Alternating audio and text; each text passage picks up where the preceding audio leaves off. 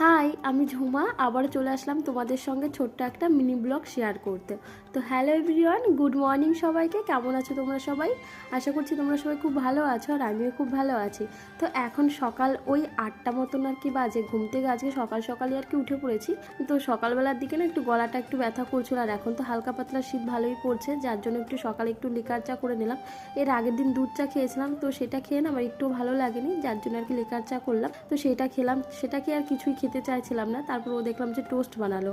তো তোমাদেরকে এর আগের ব্লগে বলেছিলাম না যে বাজার থেকে নিয়ে আসার সময় দুটো ডিম আর কি ভেঙে গেছে, সেই ডিম দিয়ে আর কি দুটো টোস্ট করলো, একটা ওর জন্য একটা আমার জন্য আর কি। তো ওটা ওর জন্য করলো বাটার দিয়ে, আর আমি বললাম যে আমার জন্য করলে বাটার ছাড়া আর কি করবে, কারণ কদিন ধরে বাটার চিজ এগুলো খেতে খেতে না ওগুলোর গন্ধ আমার একদমই আর কি ভালো লাগছে না। তো আমার জন্য আর কি ও আর কি বানিয়ে দিল, আর ওর জন্য আর কি ভাত চাই, আমি বসে বসে এদিকে আর কি খাচ্ছি। তো যাই হোক, সকাল সকাল বরের হাতের কিছু খাবার খেতে কিন্তু সবারই আর কি ভালো লাগে। আমি তো মাঝে মধ্যে আর কি খাওয়া